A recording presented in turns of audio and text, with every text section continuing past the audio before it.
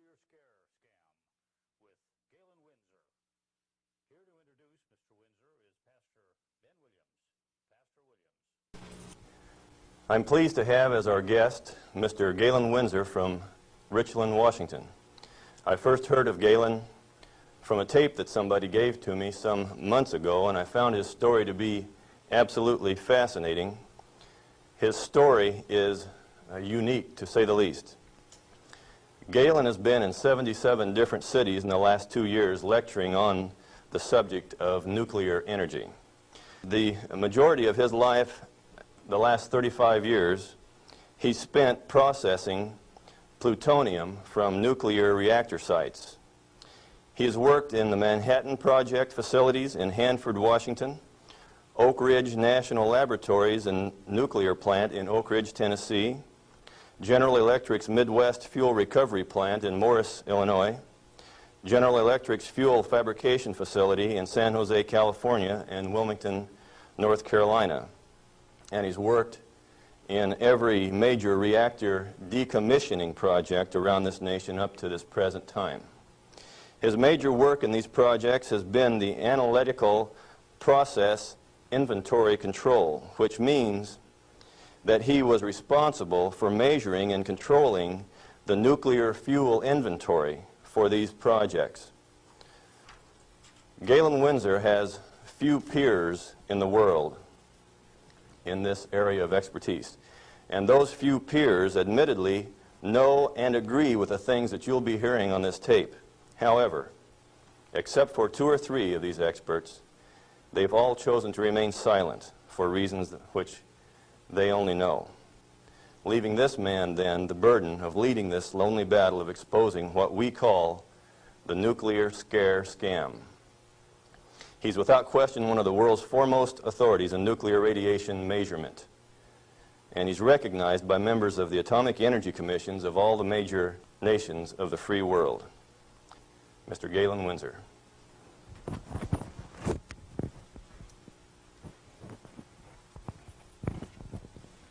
God bless you. Thank you, Ben.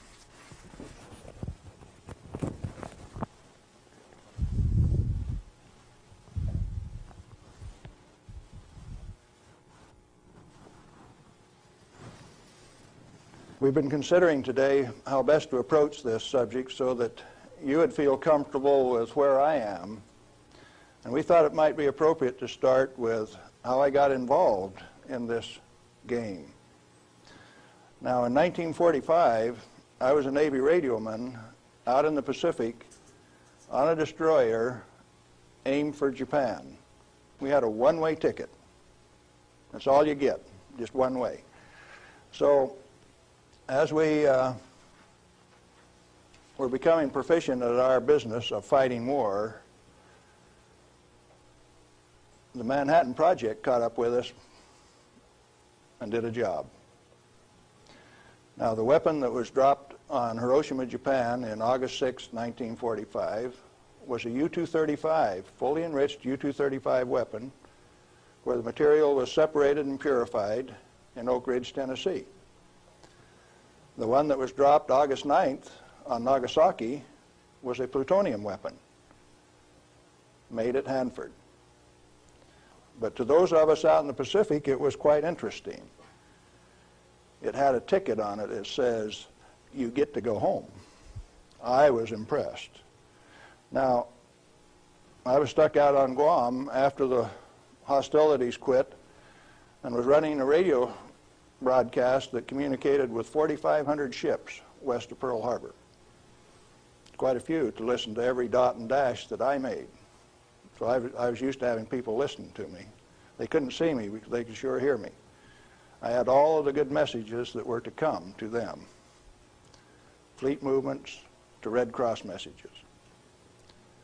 They came along one day and says, "We'd like to have radiomen to go down to Eniwetok for the atomic bomb tests." Not me. No way. I want to go home. So they went through and they took every 3rd radioman to go to Eniwetok. I didn't go. They let me come home. But I wanted to go home.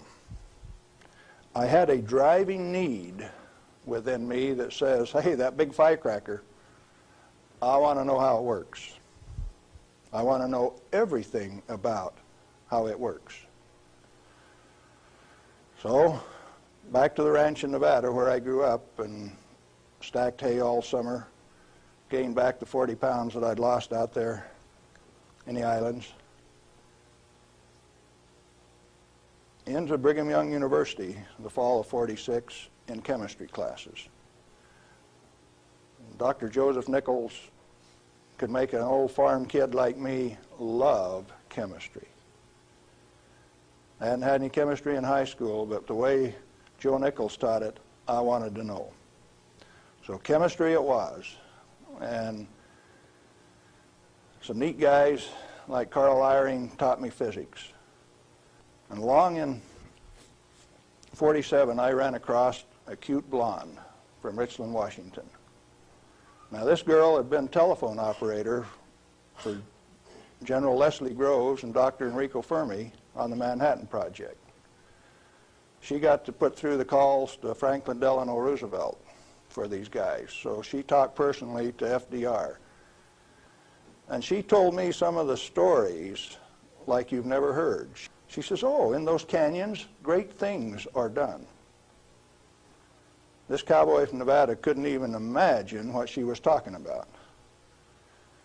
Well, in 1947, after we were married, I ran until she caught me.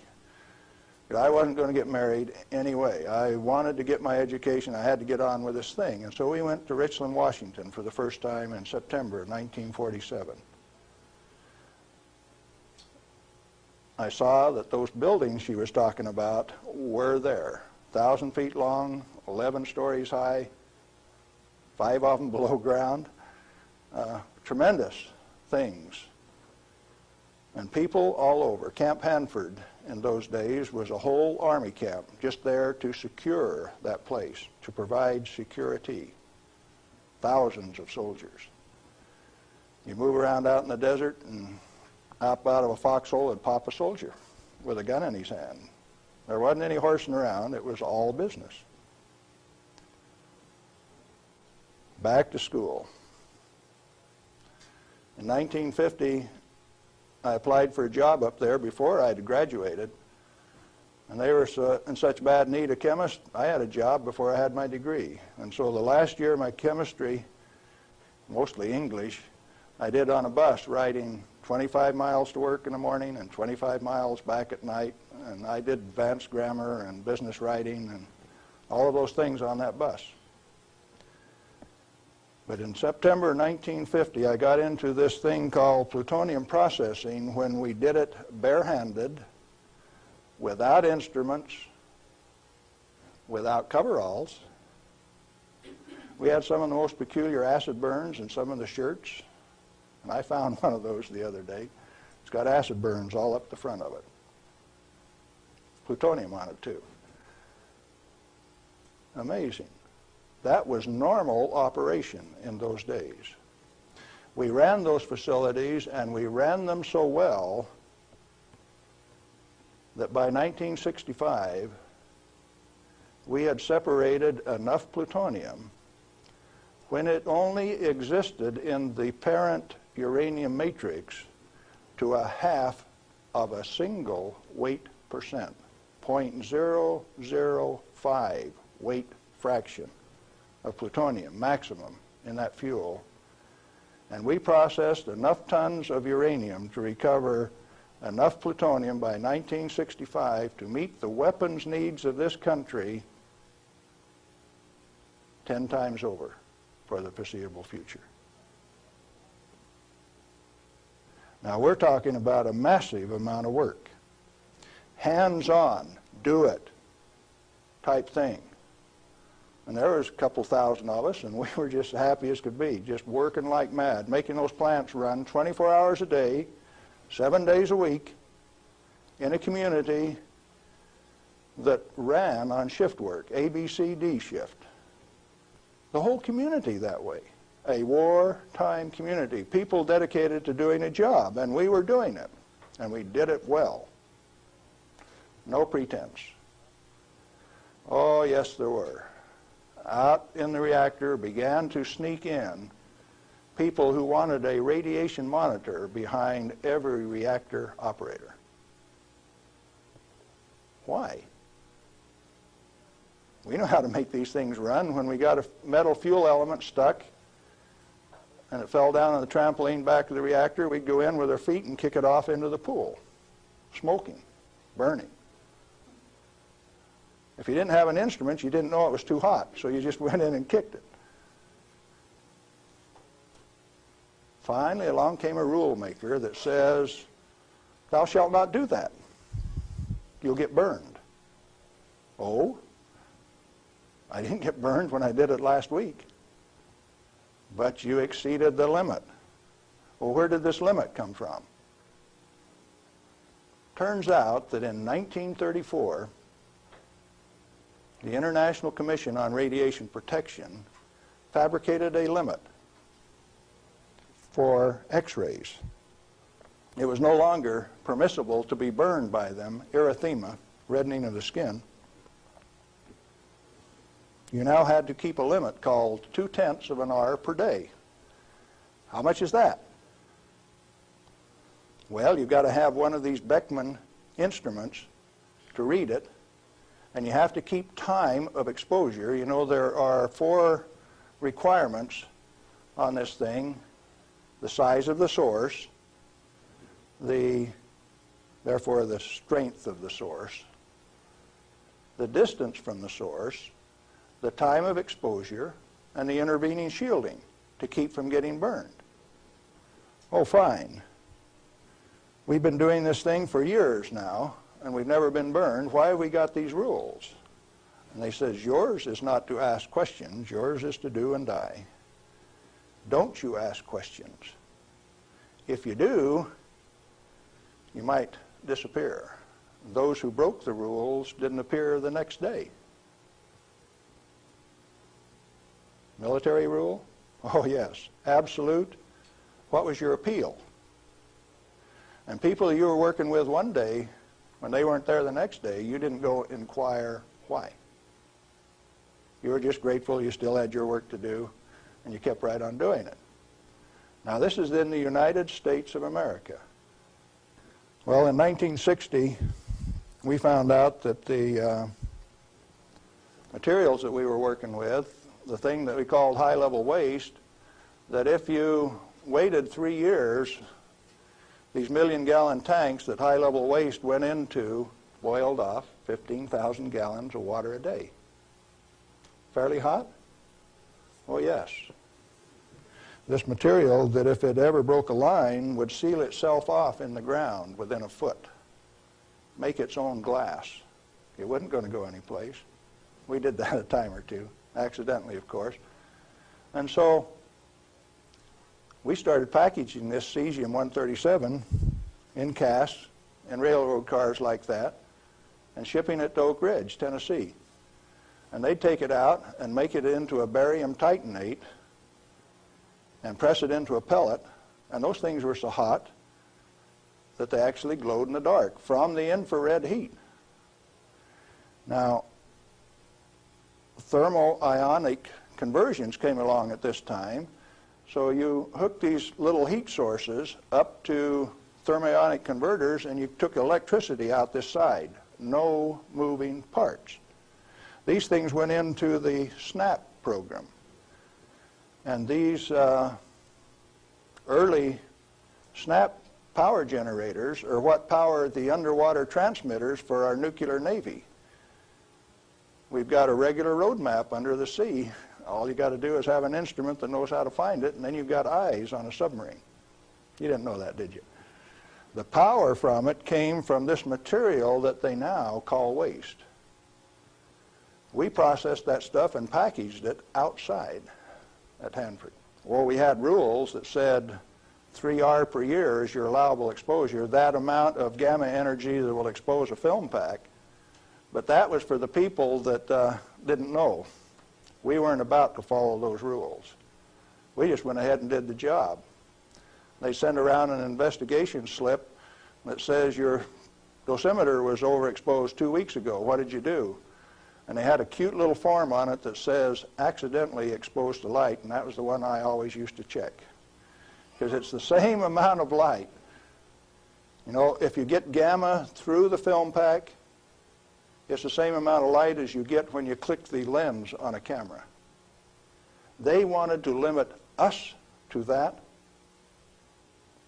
And one day we looked up, and they had limited us to that amount of exposure. Then the fun part of the game begins. You say, who limited us to that? Are they powerful? Yeah, they control the purse strings. They live by the golden rule. Them that's got the gold makes the rules. If you like your work, you keep the rules. If you don't keep the rules, you disappear. Sure enough, some of us disappeared. Some of my friends gone. Where'd they go? I don't know. Well, 2 years ago, I started traveling for American Opinion Speakers Bureau, and one of the documents that they had was Major Jordan's diary. A story of shipping the technology and the material that was developed at Hanford in 1944 directly to Russia on U.S. Air Force planes out through Great Falls, Montana, Fairbanks, Alaska, under the auspices of one Harry Hopkins, and with the at least tacit approval of Franklin Delano Roosevelt. Now what are you going to do? That thing that we had been doing and feeling so good about had been shared at no expense with Russia. You go back and you check the record and you find Russia did not develop their own nuclear atomic weapon until 1949, even when we supplied them the material and the knowledge. 4 years after we touched them off at Hiroshima and Nagasaki. We weren't happy with that. We were just happy doing our job. Well, in 1965, General Electric was ready to leave Hanford. I'd worked for General Electric for that 15 years, and they took me out to California, San Jose, and we had in mind to design and build this nuclear fuel reprocessing plant at Morris, Illinois. They told me they were going to build it at San Luis Obispo. That's how they got me away from Hanford. But that was just to get me away from Hanford. I got to design the sampling analytical system for this plant. The sample cell was the hydraulic heart of this place. I got to dictate where they put the columns, how high the columns were in relation to my sample cell. One man standing in front of a lead glass window could sample any liquid stream in that whole plant. It took crews of men at Hanford to do the same thing. I wasn't happy with that, so I built an efficient system. I got to design that. I got to build it. Conceptual design, detailed design, build it, operationally test it. And in 1973, they says, forget it, friends, you don't get to run it. We had 170 tons, metric tons of spent fuel stored in the basin. And the then President of the United States, do you remember who it was? Jerry Ford. Says, friends, no way, you don't get to run it. That's when I started to kick over the traces. Up to that point of time, I thoroughly enjoyed my work. I had no limitations, practical limitations. I had all the money to spend. I was in charge of the design effort. I built it the way that I wanted to because it was technically correct. All I had to do was check with engineers and make sure that it was right. And all of a sudden I was told, you must reduce your limits of exposure by a factor of 10. I says, I won't do it. First thing you know, you got the word that says, oh, yes, you will. I says, no way. Well, that's when the rebel, Galen Winsor, started to show up. And when I found out that by management conference I couldn't get to these guys, I figured out another way. Now, in this plant is a beautiful pool. It's got a place to store spent fuel bundles till it won't stop. 660,000 gallons of water, demineralized, just as clear and pretty as it can be. Heated to 100 degrees Fahrenheit when the outside temperatures are minus 20, wind chill factors down to a minus 60, and I found out that I could swim in that rascal. You turn off the lights at night and it had a light blue Cherenkov effect. And this kid from Nevada that never could pass up a warm swimming hole used to go swimming in that pool. There wasn't anybody that had the nerve to swim with me, but since I was manager of safety and analytical service at this plant, it was mine to use. Oh boy. I found out that I could do that. I showed some financial types one time that I could stir that pool with my bare hand and check out through the same radiation monitors they did without triggering it. GE didn't like it. I got a letter from him that says, "Thou shalt not tell financial types that you can swim in the pool, that you can stir it with your hand, because if they find that out, they will steal the inventory. They will know that the inventory can be stolen." Oh, is that a valuable inventory? The same material that's labeled high-level waste by our current government, our current Congress. Now, plutonium is an interesting chemical element. It is created in a nuclear reactor. The Manhattan Project built 8 of these reactors at Hanford. The first one took 12 months from sagebrush to nuclear steam to build, and it had never been done in that size before. How could they do that? Why did they do it? To create this element called plutonium. Plutonium has been assessed as being the most hazardous material on Earth. Now, from the standpoint that you can make an atomic weapon out of it, yes, it is quite hazardous, because a piece of it that big, 2.5 kilograms, that's only 5 pounds, is the force that delivered 20,000 tons of TNT equivalent over Nagasaki. Indeed, it is hazardous. The one over Hiroshima that had fully enriched U-235 in it was 5 times as big. So plutonium is more dangerous than U-235, is it not? By a factor of 5. It takes 5 times as much U-235 as it does plutonium. Therefore, it is the most hazardous thing. Enter the great pretenders. They said that 5 grams of plutonium, properly distributed over the face of the Earth, would kill everybody on Earth. Now, if you can only get one 20-kiloton weapon to go on 2,500 grams, how's 5 grams going to kill everybody on Earth? Early on, I had a fear that said, if there is this much fissile material, that can undergo a chain reaction, we called it in the beginning, then if you set a match to it, all the fissile material in the world is just going to keep right on going. Totally unfounded fear. It turns out that when you're in this business of recovering plutonium, like we recovered so much of it at Hanford, we found out that if you have it in a solution where it's less than 5% plutonium, it won't go critical any way that you kick it. And when you get it to 100% plutonium, you better be careful.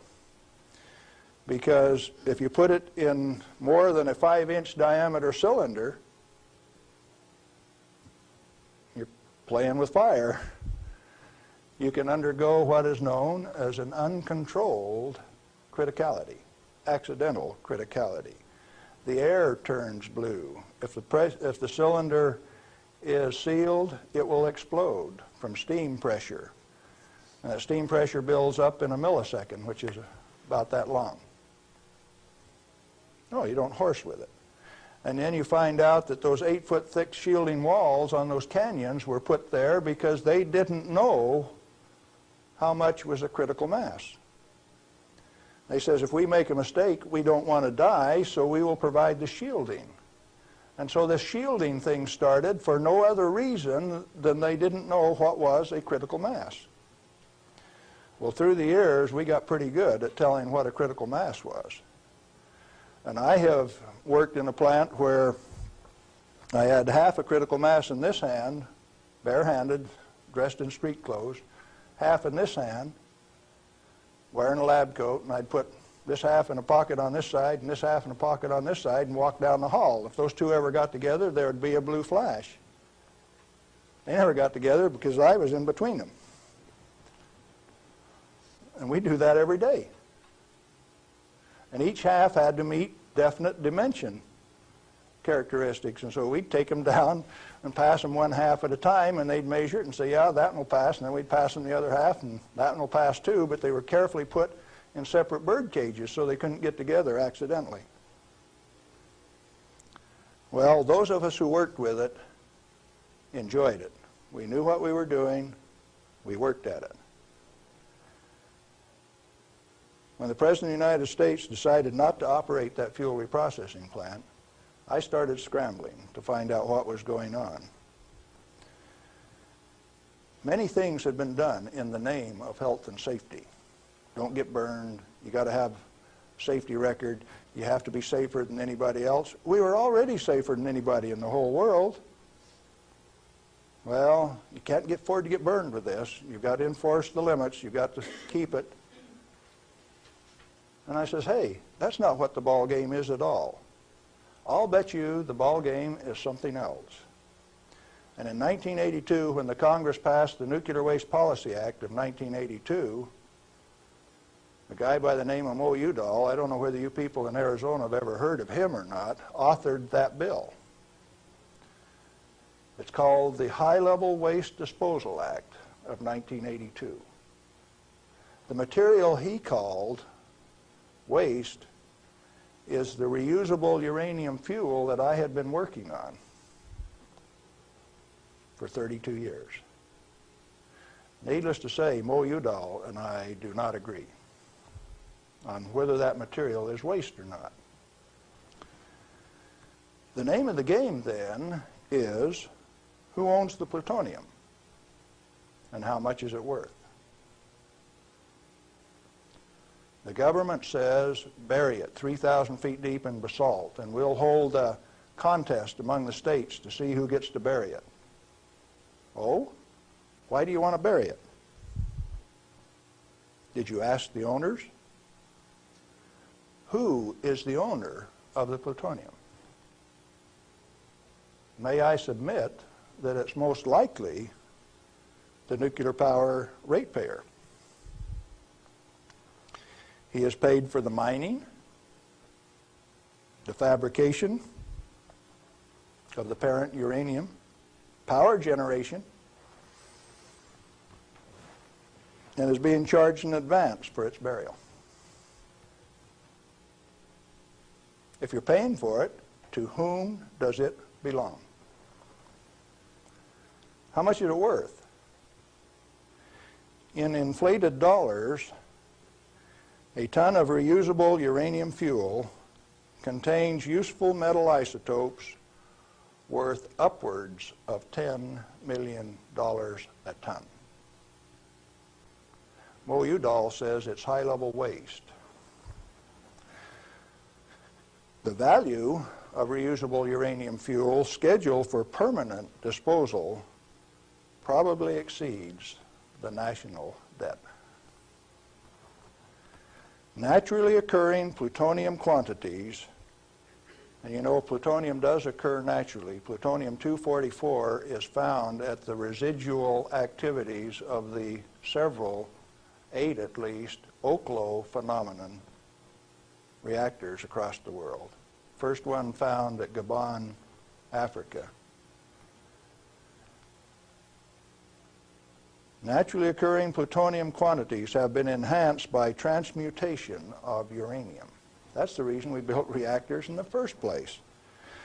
Our ability to detect and measure emissions from these elements is useful in inventory control.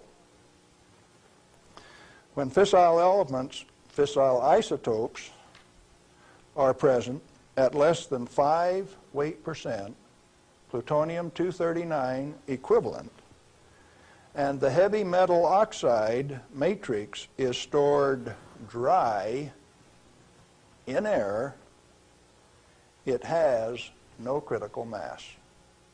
Remember, we talked about shielding was because they didn't know what a critical mass was? If it is light water reactor fuel at less than 5% equivalent fissile content, you can handle it, you can do anything you want with it, you can stack it up, you can have a room full, you can have a handful. As long as you keep it dry, it will not sustain a chain reaction. What then is all this falderall about a little bit, 5 grams, will kill everybody in the world? They don't know what they're talking about. And when they say that, they're thumbing their nose at measurement experts like Galen Winsor. I am insulted when they say those things and get away with it, because it has no bearing on the truth. It cannot be mishandled. It will not expose any person to an unshielded nuclear reaction. In other words, no controls are necessary except to prevent the pilferage of the inventory.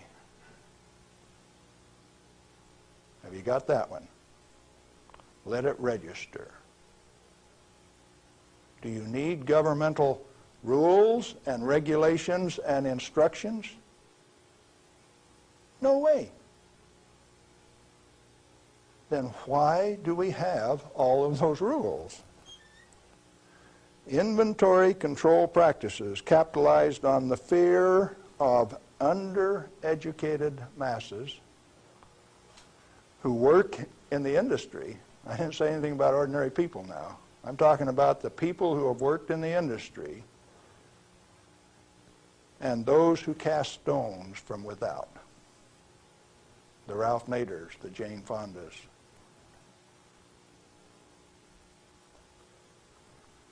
Now, it doesn't take you much thinking to find out that maybe the industry is the source of the problem. The industry is the one that made up the committees that made the rules that the Congress enforced. You ever thought of it that way? The strangest kind of feather bedding that's ever been dreamed up, it makes the railroad engineers look like pikers. The only amounts of fissile process materials that are of health concern to the handlers are those that can accidentally cause an unshielded nuclear chain reaction, or that will cause erythema from the shortest wavelength, highest frequency, and therefore the most easily shielded ultraviolet light emissions of the electromagnetic spectrum. Big words. Let's see what they mean. The emissions from uranium, plutonium, cesium, all of those things are only important if you assemble an amount that if you get this amount and this amount together, it can go critical. You can get a blue flash and therefore get burned. And that's happened 34 times in the business, and 8 men have died as a result of that. Accidental criticality. Documented in Los Alamos document 3611, if you want to check the source. Or if you've got enough of it together that it's giving off ultraviolet light of this particular wavelength and frequency without any intervening shielding, enough to burn you, sunburn you, erythema, reddening of the skin. If it's less than that, if the effect is less than that, then what is the problem? excessive government regulation. That's what's the problem. Tritium, heavy water. Deuterium is hydrogen 2. Tritium is hydrogen 3. If you let an inventory get away from you, what's going to happen to it out in the biosphere? Nothing other than it will become diluted and join the naturally occurring inventory of tritium, because tritium is created in the upper atmosphere by sunlight. We have a natural inventory of tritium. Then the only thing that happens when you release tritium, which is the trigger mechanism for bombs, it's the source of the push that makes it go, is that you lost a valuable inventory. Then what of these people that are pretending that a little bit of tritium is going to do you in? It is not so. What are those 2 points? Only if it is an economically recoverable concentration, or if it has a natural reconcentration mechanism. You know, there isn't any one of the radioisotopes out there that has a meaningful level of reconcentration in any of the species, not even the oysters in the bays in Maryland, below Calvert Cliffs. Why then are we still playing this game that any amount of this material is of hazard? Reusable uranium fuel, which has been isotopically enhanced in power-producing reactors, is a valuable national resource, not a high-level waste. The utility operators recognize the future worth of this commodity. Mo Udall, in that Nuclear Waste Policy Act of 1982, imposed a tribute of $1 per kilowatt hour, $1 per megawatt hour on all electricity produced in a nuclear plant, so that they can research and develop methods to throw it away.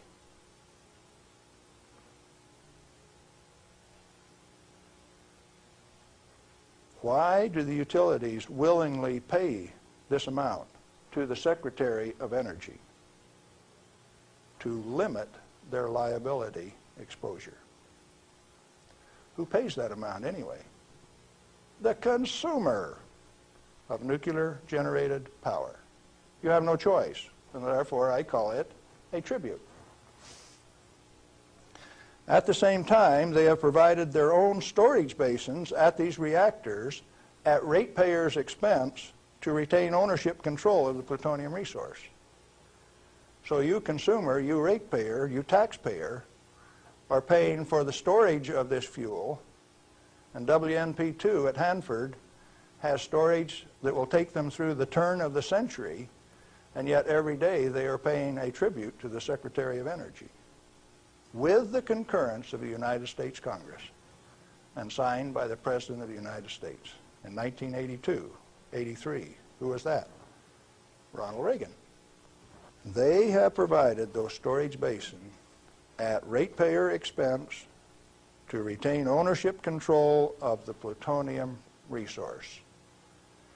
I started playing a game one day, 7 years ago. I says, okay, Portland General Electric, you've got the Trojan reactor, you've got a storage basin problem, I'm going to make you an offer. I made them an offer that says, I will take all of your spent fuel, FOB your basin, if you will give it to me. In other words, I will take it off your hands at no expense to you. I will ship it, I will store it, I will do everything that needs to be done to that fuel. And you know what they told me? Can I quote them? Go to hell, Galen Winsor. We value it more valuable than platinum or gold. We're going to play the plutonium futures ourselves. Now, where did I learn that the name of the game is who owns the plutonium and how much is it worth? The first plutonium I saw was in a glass tube on the newsreel when I got back from the Pacific in 1946. And that they had in a glass test tube, they said, was worth $500,000. Certainly they had less than 5 grams of plutonium in that tube. That's pretty expensive stuff. And so for the show, they put a pot underneath it in case they dropped it. They said, we don't want to have to pick it up out of the rug.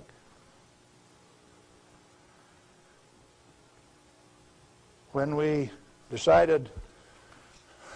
was decided for us not to operate this plant, plutonium was guaranteed on buyback by the federal government at $43 a gram. That's quite a price drop, don't you think? When that price guarantee went away in October of 1971, the price of plutonium became $10 a gram. It steadily went down to where its present worth on the market is a minus $2 a gram per year. That's what it costs you to hold on to a plutonium inventory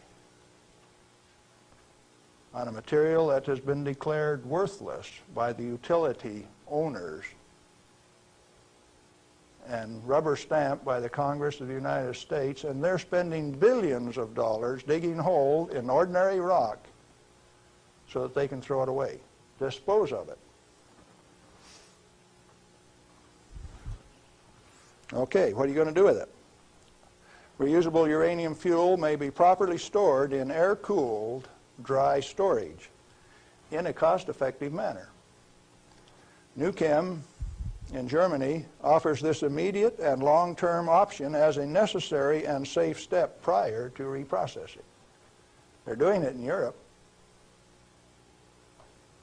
At least 4 regionally located facilities are available in the United States where this concept can be used right now. Barnwell Nuclear Fuel Plant in South Carolina, Midwest Fuel Recovery Plant in Morris, Illinois, this one, Nuclear Fuel Services in upstate New York, and Redox Processing Plant at Hanford, Washington. These fully shielded, already radioactively contaminated storage areas have secure, limited access. All have been operated under processing conditions of 10 CFR 50, and the MFRP has a 10 CFR 70 storage license, the only licensed storage facility away from a reactor in the United States. It singly, all by itself, is capable of storing all of the reusable uranium fuel that needs to be moved away from power reactors for the remainder of this century. We had that storage designed in 1975. Had the approval of the design. Why then are you spending money over here in New Mexico on the waste isolation project? Why are you spending money at Hanford at the basalt waste isolation project? Why are you spending money at Beatty, Nevada for storage when I can already store it in this building that's already built? I just named you 3 others that can do the job all by themselves too, and I know where there's 14 more buildings that can do it. What are we going to do? Redox and other excess facilities at Hanford are capable of dry storing all commercial REF until plutonium recycle, at least through 5% enrichment, is reestablished, or until the 22nd century, whichever comes first. RUF can be cost-effectively stored in existing facilities. Where does Mo Udall came off then, saying that you cannot use this plant for its intended purpose unless it is owned by the United States government. He has said that. The waste isolation projects are politically mandated wasting of national energy and construction resources. Plutonium proliferation by diversion of stored reusable uranium fuel is of minor importance compared to global availability of fully enriched uranium by laser isotopic separation. Let me explain that last thing that I said. Jimmy Carter said you can't ship plutonium to India, but in the same paragraph said you may ship them fully enriched uranium. Oh, Jimmy Carter, that peanut brain, what did he just say? He says that when the Israelis took out the reactor in Iraq, they had fully enriched uranium from France, and they says those rascals, those Iraqis, are going to take that fully enriched uranium, put it in that reactor, irradiate it to plutonium, and therefore have to recover the plutonium in a plant like this, and we stopped them when the fully enriched uranium makes a better weapon than the plutonium in the first place. Now, when the President of the United States says things like that, and when the press gives it credibility, I get insulted. And right after I get insulted, I get angry. And I've been angry for quite a while now. And finally, one day, I said, my own personal security is not important. I think I'll go tell this tale. All I want is to tell my story. The commodity that I communicate is called truth. And so then I ask you a question, a very brief, pointed question. Who owns the plutonium, and how much is it worth? And then I'm going to attach on to that a question I want you to think about till we talk again. If you haven't been burned by this particular source of radiation, what is your problem? You obviously have one. Otherwise, you would join with me in telling the truth about this particular commodity. And so yes, I'm recruiting helpers. What happened to the guys who taught me the business? Thousands of them. The hands-on business. Where are they? They're still there. Why don't they talk? Who are the they that say this is the way the business is going to be run, whether it makes sense or not? Brings you the nuclear scare scam with Galen Winsor. We're back with Galen Winsor, and we're talking about the nuclear scare scam. Galen, it seems to me that from what I've heard you say that the scaring of the people is better than a lock and key to keep this stuff out of the hands of those who might be interested in investigating and keeping this valuable material hidden for just an elite few. This is probably the way that it works best. And so then the secret was to keep from letting other people know that it could be handled, because first of all, we weren't accepted by the community, and the materials that we were working with, they feared, but there were certain few people that realized its real worth, its potential to be used in ways other than to support our national defense. Let me ask you a question, Galen. Are you worried about do you have reason to be worried about your personal safety? Because the kind of people that you're describing here are powerful people. I wonder if you're still around. I wonder how much longer we can expect you to be in this game. Well, on the 13th of December last year, the NRC, Nuclear Regulatory Commission, Region 5, turned out a federal SWAT team to get me on a federal warrant issued by Bob Thomas out of Walnut Creek, California.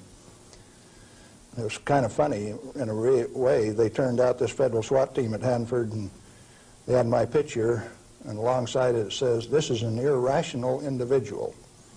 He poses a threat to our security. Take him at any cost." Now, the reason that I'm still here only has one logical conclusion. I have lots of help. Well, you've told us about how that you and others of your friends and colleagues have handled many times this so-called deadly nuclear energy material that the whole world is so scared of. Why weren't you afraid of it? Because we did silly things like recover some of the undissolved fuel elements out of the redox dissolver that burned a hole in it. And we went in and sampled these things by a remote process. We got it out into our hands and found out that we could walk around the lab with them barehanded and they wouldn't hurt us. And we were standing there in the lab tossing them back and forth. Uranium metal that wouldn't dissolve in the boiling nitric acid. Well, if you find out that you can play with it, and it was only 90 days since that thing came out of the reactor and it doesn't burn you, why should you be afraid of it? So in other words, you're telling me that you learned to not be afraid of it because of practical use and application and hands-on experience. Hands-on. We might even been playing games. Okay, you say that you swam in this water that was straight from spent fuel used to cool that fuel, and Yes. you swam in it. Yep. You told me earlier that you went a little bit beyond that. Would you share a little bit of that story? Well, swimming in it didn't have the desired effect. So I decided I had to be more direct with these people that were giving me trouble. They were kind of hard to teach, so I went to drinking a glass of it a day. I had the bottle of it. Last time I went swimming, why I filled this 2-liter bottle with water and washed it off on the outside in the shower when I washed me off on the outside so that we didn't tattletale. You know, radioactive material is just a trace or a tattletale. So you got to get it off so they won't know that you've been swimming in the pool and drinking the water. So I took this bottle in and set it on my desk. And who would suspect that the manager of safety and analytical service had a bottle of spent fuel pool water sitting on his desk, and he drank a glass of it every day. And this was unheard of. Nobody ever did that crazy stunt before. How has that affected you, Galen? Well, as near as I can tell, it made me about 6'4" in my cowboy boots, 210 pounds, and really quite a nice fellow. All right. What then happened as a result of your doing this strange experiment on your desk with this water? What was the result? Can corporations have a heart attack? I think General Electric had one, because after they ran me through a whole body gamma scan in December of 1974, by the time I got out, because I had a plutonium lung burden and it took 45 minutes to an hour to count that, everybody on site knew that the manager of safety had been swimming and drinking in the swimming pool, the spent fuel storage pool. Had cesium-137 at a ferociously high level. It even exceeded the NRC's limit. And I'd been drinking it. They knew the fat was in the fire. Now, where do we go from here? Well, first of all, I got a poison pen letter from the people in San Jose. And he says, "Thou shalt not do those things. They'll find out that the inventory can be stolen." Well, that didn't sit very well with this cowboy, because nobody tells me what to do, particularly when what I do is right and hasn't harmed me. Who are they to tell me what I want to do? It just didn't sit very well. I was going to do something about that. What was your motive in this? Correct information. As an expert in the measuring system, why, it was very obvious that I knew the parameters of inventory control, the disintegration rate of each of these isotopes, how to measure them. That's how we regulated our inventory. And to have these rascals come along and start playing games with the information that I was very expert in, that I had designed the analytical system for this plant around, disturbed me a little bit. No, it made me fighting mad, and I got angry. And I have to admit, in retrospect, that for the next 5, 6 years, I was more than angry. I was hard to live with. Just ask my wife. Well, in your estimation, then, how dangerous is a nuclear reactor plant? A nuclear reactor plant is just a way to boil water that's the cleanest, neatest, most economical way to boil water that you've ever seen. And so, in my estimation, nuclear reactors ought to be insured under the same insurance policy as any other steam boiler plant, power generating plant. And to have special consideration under the Price-Anderson Act means that the insurance industry has already paid off the Congress so that they can have a ripoff, charging ever and higher insurance premiums, total coverage much, much greater for a non-existent risk. What a racket. Can a nuclear plant explode? Only like any other steam plant. Like Laughlin, Nevada had a steam explosion. It's a coal-fired plant, but 6 men were killed there last year. That could happen at a nuclear plant, but as far as an atomic explosion, good heavens, no. No way. What kind of accidents can actually happen at a nuclear reactor generator plant? You could lose your moderator and the reactor would shut down, the control rods would stick in and you wouldn't be able to start it up. You might do several things that would invalidate some of the safety controls. For instance, an emergency core cooling system. The only reason they put ECCS on a reactor is to destroy it. When you start these big babies up, because they're so big, you only warm them up 50 degrees an hour. And they say, we got an emergency, throw the emergency core cooling system on like they did at 3 Mile Island 2, and you're going to thermally shock that big machine and ruin it so it can never be used again. Let's talk about 3 Mile Island. What really happened there? We've heard all kinds of stories about meltdown, and they made movies on it that this meltdown could melt right through the earth, clear through to China, and we've seen a lot of scare stories. What really happened at 3 Mile Island? Do you know what really happened there? Yes, I do. I followed that one very closely. In fact, I know the guys personally who wrote the script for China Syndrome and also wrote the script for the 3 Mile Island fiasco. Dale Breidenbaugh, Dick Hubbard, and Greg Miner, who used to work with me at General Electric, are the MBH associates that wrote that China Syndrome script. And not only that, remember that was the time China Syndrome came out, Jane Fonda starring. 14 months ahead of the TMI-2 accident, it was predicted in writing in New York State that that accident would happen 1 year from the date that that 3 Mile Island 2 reactor started up. It started up in March 1978, and it went down March 28, 1979, right on the day, 1 year anniversary. In other words, with 14 months advance notice, the industry still went along with the sham. Nothing happened there except that the owner, the operator, and the regulators conspired to turn it off. What melted? The top of the fuel rods, the third time that the core got uncovered, due to internal pressure, blew the top off some of those rods. They've got Inconel springs in them to keep the pellets, fuel pellets from vibrating when it's running. Those things are under compression, and when they reduced the outside pressure and the fuel rods were still hot, it blew the top off some of those fuel rods. The fuel rods in TMI-2 are internally pressurized to about 1200 psi with helium gas so that they don't reverse dent when they're hot and running for 5 years. And when they drop the outside pressure, why, that internal pressure with those hot rods blew the side out of some of those rods at the top. But melting, the fuel is already an oxide ceramic. It is a pellet. It's been pressed into a ceramic. When you pick it up and feel it, it feels like metal. It's pressed so very, very tight, hard. And so, no, the fuel didn't melt. The China Syndrome is a scriptwriter's fantasy. Right here, I ought to tell a story, I guess.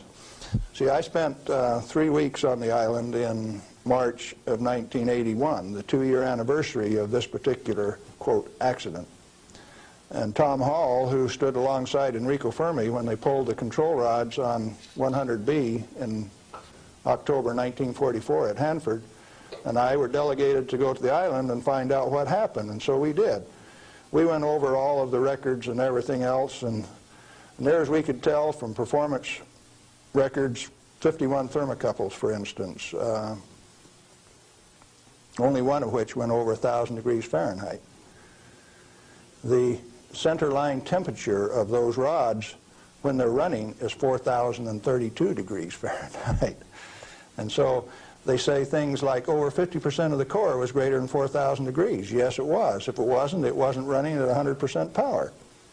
So they take that kind of information and bugger it all up so that you don't understand what's going on. They give you a little bit of it. Well, the worst joke that people could dream up, and they says, do you know what the NRC's worst nightmare is? No, I don't know what that is. Galen, Winsor, and Tom Hall in the TMI-2 control room for an hour by themselves.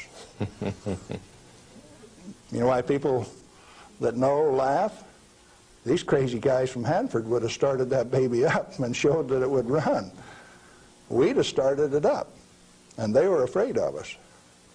So there was no accident at 3 Mile Island? No, they did it on purpose. Shut it down.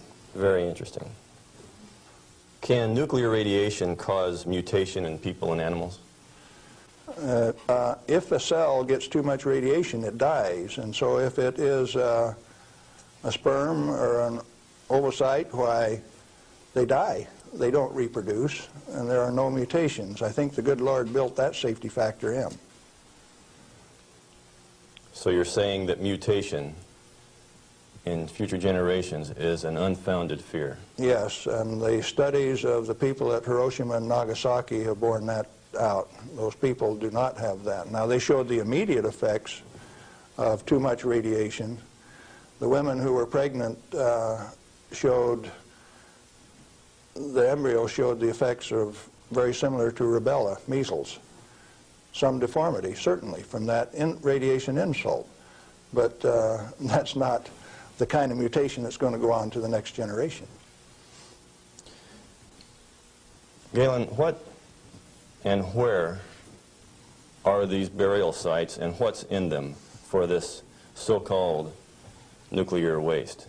I've been hearing stories about stainless steel containers buried in concrete under the ocean, boiling for over 2,000 years. That sounds like a real story. Let me start out by saying there are no nuclear waste, only materials created in a reactor to be recovered and used beneficially. Now, high-level waste is radioactive and self-heating. And so fuel, reusable uranium fuel, fits that definition. But if you disregard its intrinsic worth, why then, yeah, it would fit the definition of high-level waste. But let's say there isn't any high-level waste, only material to be recovered and used beneficially. Then what's the low-level waste fiasco?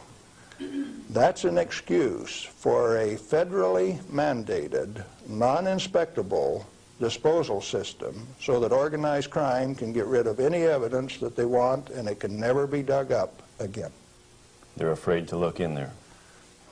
Not afraid. They don't want you to. They've got rules on the transport so that if you have an accident with a low-level radioactive waste shipment, why, you call out all of the state police and you make sure that nobody looks at it, that nobody gets exposed, that there's no spreading of the contaminated material. And it's also that you don't find out whose body's in that drum. The situation got so bad that the smell of human flesh was so great that they made it so that you could ship animal biological waste in refrigerated vans so that it wouldn't stink up before you got it buried. What is then in these low-level or high-level or whatever containers under the ocean? Nothing. But if you see, they were one time dropping barrels of radioactive waste off barges in the ocean. Do you know what was in them? Not high-level self-heating radioactive waste.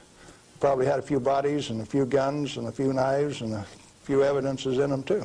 If you drop them in the ocean, they are truly disposed of. So you know there's an international trade in that right now? You can't do it in the United States, so they transship it across the ocean to South Africa, and they can bury it offshore.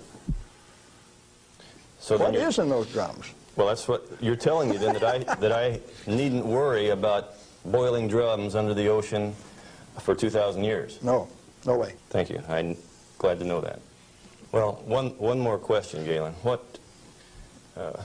do you feel like a good portion of these men in Congress know this already? I know they do.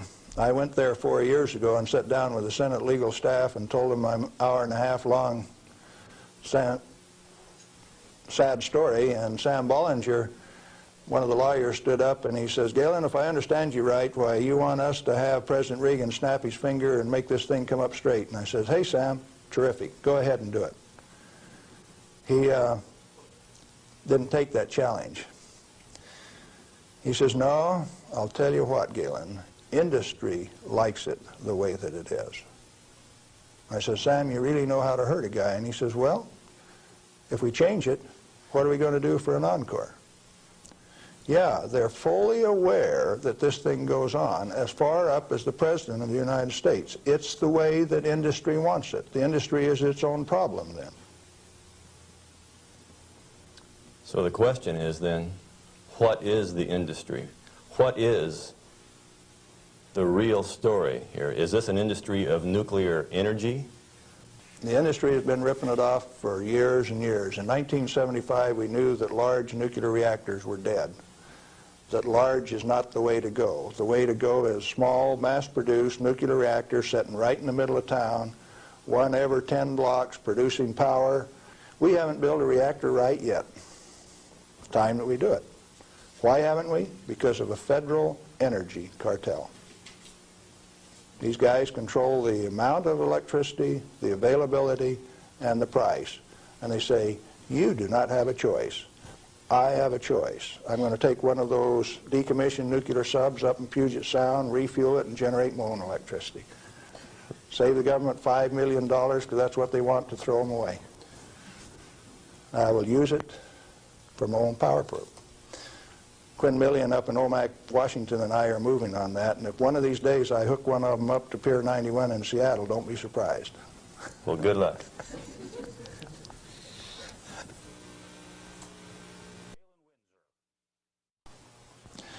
I'm Galen Winsor, and I thought I'd share a few hands-on practical things that have to do with this nuclear scare scam.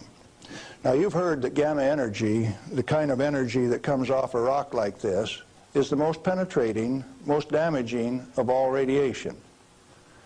And not only that, here is uranium, the parent of radon, and they say if you can measure, detect radon in a home, then it's bad.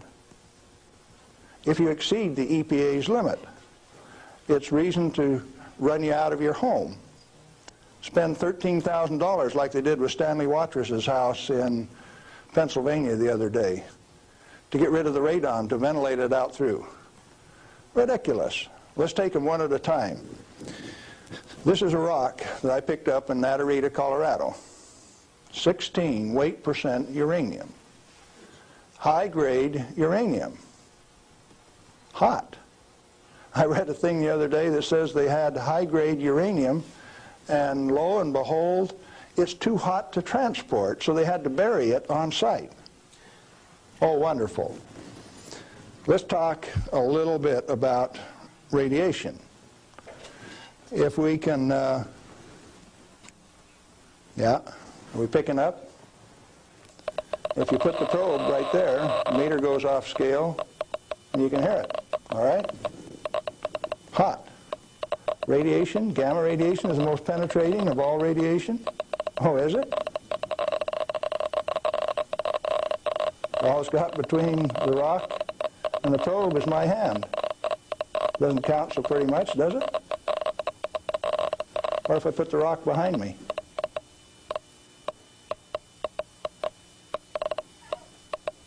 You don't suppose they've been lying to you, do you? I suspect they have. Well, let's do a little bit more. I got a black bottle. This stuff comes in white bottle. A bottle of no-dose. You can send children down to the drugstore to buy no-dose. All they need is money. In this are 660 white caffeine pellets. And this one is uranium oxide, U308. You can't buy it for love nor money. the state of Washington sent 2 of their Gestapo agents over to my home to confiscate my uranium samples on the 17th of December last year. Got a challenge. I'd like to have somebody in the room volunteer to take all of this bottle or all of this bottle. The only thing that I'll tell you is that one of them won't hurt you and the other one will kill you. Do you want the white stuff or the black stuff? White stuff? You do. There's enough in there to kill 4 men your size. The government says we got to ban this material.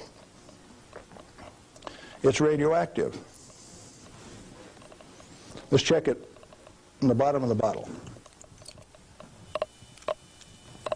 Not very radioactive. Let's take the cap off. Oh goodness, very radioactive.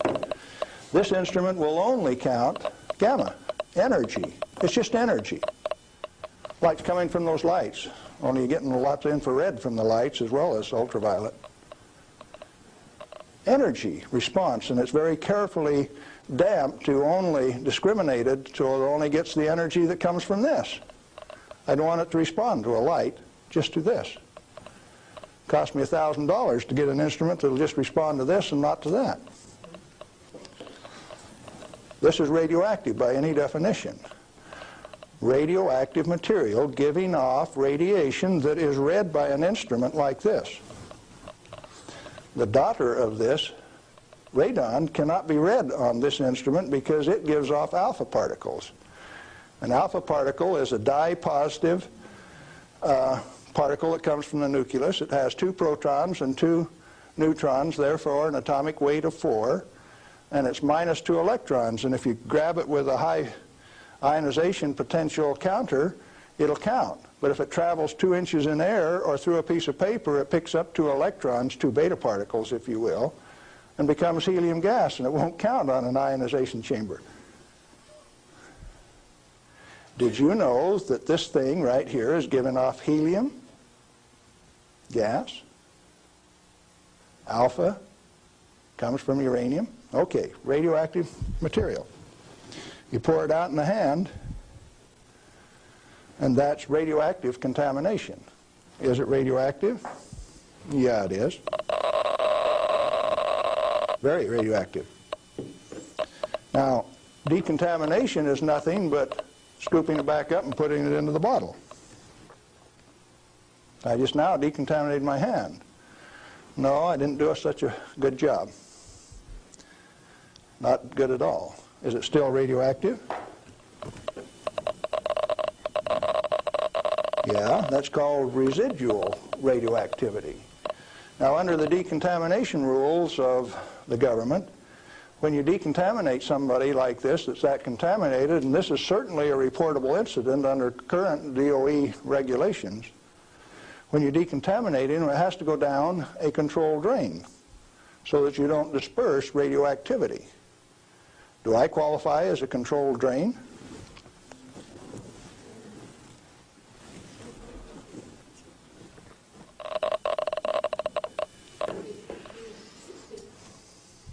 That material that I just ate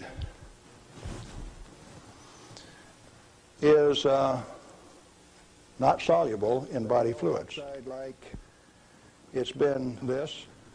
It was fired originally at 940 degrees C, where it becomes U3O8, known in the industry as HCl insoluble. In other words, it will not dissolve in concentrated hydrochloric acid, hot. Your stomach has 10th normal hydrochloric acid in it, so it won't even dissolve. The stuff is so fine that it has no texture to it. Doesn't even feel rough. So it's tasteless, odorless, has no texture. How is it supposed to hurt me? Because I've been eating this on lecture tour for 2 years, the state of Washington felt it necessary to confiscate my uranium samples so that I would be safe. Dr. Fulton from the Hanford Environmental Health Foundation called up and he says, "Hey, I heard one of your guys OD'd on uranium today, Galen." And we talked for a little while and he says, "Oh, that was you." And I says, "Listen, I can eat all that stuff I want. He says, it'll ruin your kidneys. How are your kidneys? They're fine. Well, you should have been chelated within 4 hours. And I mean, you guys are going to follow me around the country and give me chelating agents every 4 hours after I eat it on lecture tour? He says, we'll give you any medical assistance that you need, Galen. We don't want anything to happen to you. I said, did that include turning out the federal SWAT team 4 days ago to get me?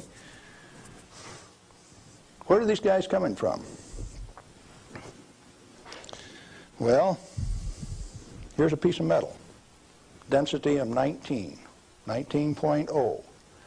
If you know your chemistry and physics, you know that there are only two metals that have that density: plutonium and uranium. Radioactive, pyrophoric, density of 19.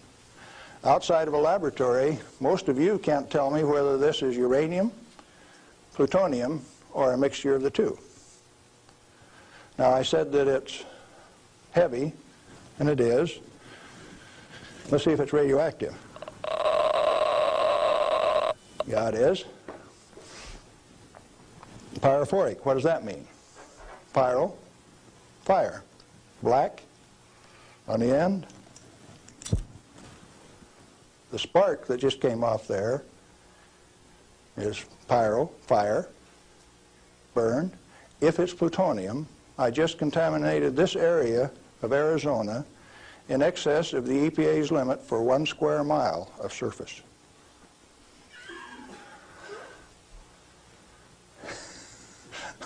Somebody laughed. It's serious. The end of progress altogether says that I just contaminated you in excess of the limit for 1 square mile. It's now silver on the end.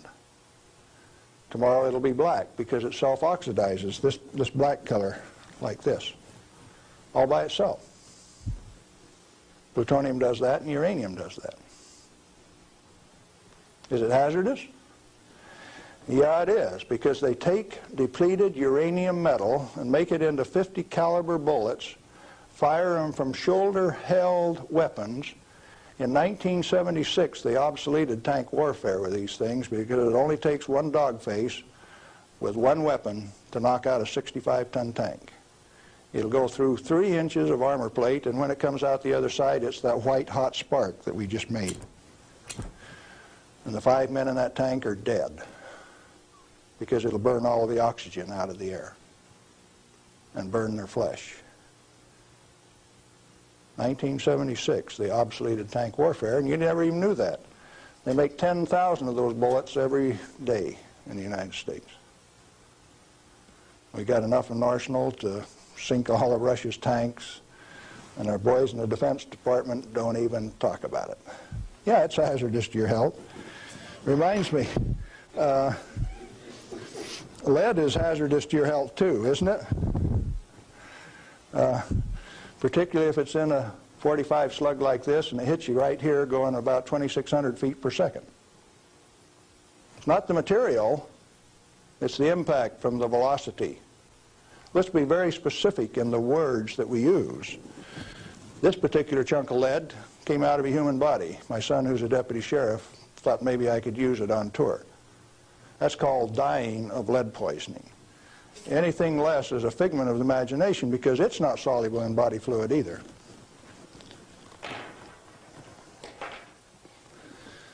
This is a pellet of cobalt-59. If you put it in a reactor into a neutron field, you can convert cobalt-59 to cobalt-60, which gives off a gamma. It becomes the source that doctors use to irradiate patients to 7,000 Roentgen for one patient. The total dose absorbed by radiation workers at 3 Mile Island in the last 6 years is something like 1,500 Roentgen. 5 times more given to a single individual in a doctor's facility. Now, do you know why I say that the federal regulations are absurd?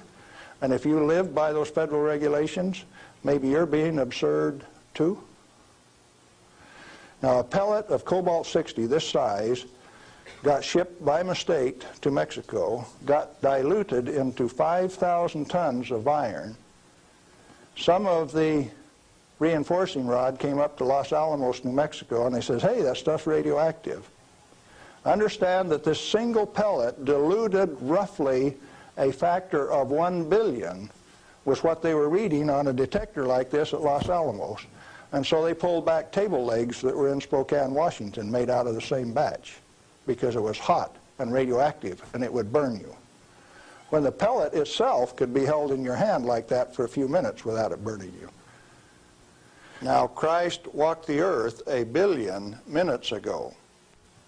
If I could stretch this pellet out into a wire and it went clear around the earth and right back here to Phoenix, 1 billionth of this amount is 1.7 inches of that wire so stretched out. Stagger your mind? It ought to. Now, let's try a little game. The EPA says that 5 picocuries per liter of air is the limit for 222 radon.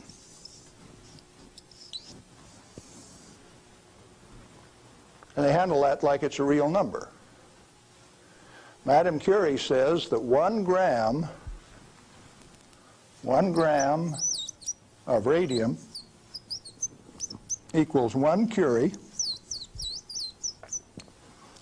equals 2.22 times 10 to the 12th disintegrations per minute, and that's the basic definition of radioactivity. How many disintegrations is this? Should we find out?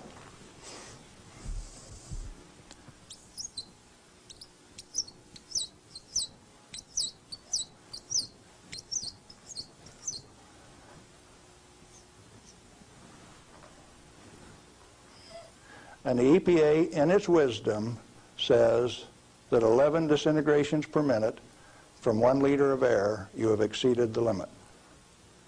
You know what I did the other day? I've been having a little tough with some legal authorities up in my house. So I took one of these bottles of uranium like this, and I dissolved it in an Erlenmeyer flask with nitric acid. And I got a crack in the basement floor, and I squirted that whole bottle into that crack on the basement floor in acid solution so that it'll drive that counter off 3rd scale any place along a 10-foot section of that crack that I put. When they bring the radon measurement in there, can you know what the radon's going to do? It's going to go off scale in their measurement. It won't go that high. If Watrous' house with 17 times this limit in it was caused to spend $13,000 and give it national TV coverage, press coverage, think what Galen Winsor's house is like. I went to the trouble to notify my congressman about it. Mike Lawrence, the manager of the Department of Energy in the Pacific Northwest, my state representative, Ray Isaacson, and a few other astute people, including the banker and the lawyers and the appeal court. What are they going to do with that? I set them up on that last Thursday, and I come down to Phoenix, so I escaped the falderall. What I'm saying to you is that the federal regulations are absurd. The congressman that put them into place ought to be fired. They ought to be sent home. The regulators, what do you do with them? Quit paying them. The taxpayer, the electorate, elects those people to go out and do a job. Why do you continue to pay them when they're teaching you baloney? When they're putting in regulations that don't make any sense? Cut it out. Quit paying them, fire them, send them home. The term I grew up with says can them. Is it easy? Apparently not. You haven't got the job done. The majority of the Congress is irresponsible, amoral, atheistic, irresponsible. Let's see, how many more adjectives can I drum up? But that many. Let me tell you. We as the people sent a bunch of rascals out to the energy store with a signed blank check. And we say, hey fellows, if you run out of money, just go build us a good power plant. If you run out of money, come back and we'll give you another signed blank check and guarantee the payment out of the ratepayer's pocket. Tennessee Valley Authority has the most nuclear reactors of any outfit in the place. Not one of them has produced any power since last August. Browns Ferry 1, 2, and 3 in Mississippi hasn't produced any power since last March. And they don't plan on producing any power at Browns Ferry until mid-year in '86. At $1 million a day in lost power revenue per plant, and held off in the name of health and safety? Now tell me we didn't send rascals out to the energy marketplace with a signed blank check. They're still getting paid. Those reactors are all fully fueled, fully staffed, and just sitting there. Who's getting taken? The ratepayer. You're still paying more and more for your electricity all of the time. Now, Bonneville Power Administration says that 57% availability is okay for a nuclear reactor. Maine Yankee is often run at 103% availability, which means it's running over nameplate rating. Enough days out of the year that its average availability is 100%. Bonneville Power Administration of the Department of Energy says that 57% availability is okay. That means that you can let those things set down 43% of the year, and that's judged as an acceptable performance on the part of the government. There's an obvious answer. Get the government out of the energy regulating business. Turn those plants over to people who will run them efficiently 100% of the time. When we put in zero-release containment, we started playing games. About the time that we proved that a nuclear reactor has no measurable impact upon the environment, that's when they bottled them up, put catalytic recombiners on them. Some of the reactors in Texas were designed not to breathe for 8 years at great expense. Why? When you bottle up a reactor like TMI-2 does, then you get radiolytic hydrogen, and indeed they had a radiolytic hydrogen burn at TMI-2. And they moan and they groan about that, and all they had to do was open up the windows and let the breezes blow through. You don't need containment on them. I'm going up to Colorado this weekend to meet with the Uranium Producers Association. And they're upset because the government is dumping uranium on the market and raising the price of the commodity that they get their bread and butter from. But what they're totally unaware of is that the Grand Junction Operation Office is going to issue a contract so that the new operator has a $25 million budget over the next 5 years, 80% of which will be spent for remedial action. Where you take this material, dig it up, if you find it counts on a Geiger counter, you can have them come in and change out the whole front yard of your house, give you a new front yard, new foundation under your house at government expense. If you don't do it, they'll take you down to the courthouse, blacklist your property, so that you have to remove the radioactivity at your own expense before it can be sold. Now, do you know what I did when I took that uranium solution and poured it into the crack in my house? I set up the United States government, and that episode is about to be played. Did I do it on purpose? Yeah, I did, just like I used to dive into that swimming pool and drink that cesium-contaminated water. I found out that it doesn't hurt me. You need to find out that it doesn't hurt me, or you. In fact, the only reason for the existence of these big transcontinent distribution lines would be if they could compete with a small mass-produced reactor sitting in your backyard. Why don't they want you to? Because they are the federal energy cartel. They like to set the price, the total availability, and whether you can hook onto it, and if you don't pay your bill, cut you off. That's called power, domain, and control. And they like that.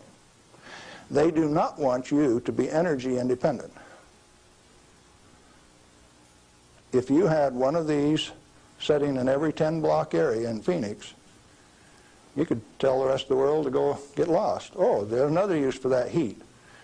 You could heat your homes in the wintertime, or you could cool them in the summertime with it. heating, ventilation, air conditioning, they call it, HVAC. In countries where it freezes, you could run that hot water out and chase the frost away in the spring and in the fall. And they found out that plants grow faster in warm water anyway, so you'd irrigate with it all summer. So cooling towers are called wasting towers. They throw over 50% of the heat away. The other morning, coming out of Tri-Cities, WNP2 was putting its 700 megawatt electric up through the clouds, 870 they were running at. And the clouds were laying all over the ground, and there was a little ice cream cone right out there, and I said, there's WNP2. It snows 5 inches every night out of WNP2, and the rest of us don't get any. Where'd the water come from? That's cooling the heat from the condenser cooler. You should have a business right out there, an oil cracking plant, something taking that heat and using it, like they built at Midland, Michigan 10 years ago, and they've never used. And so Dow Chemical is suing the utility because they never produced the steam for their chemical plant right alongside it. We got troubles in this country. I'm telling you what the problem is. Doing something about it, responsibility is yours.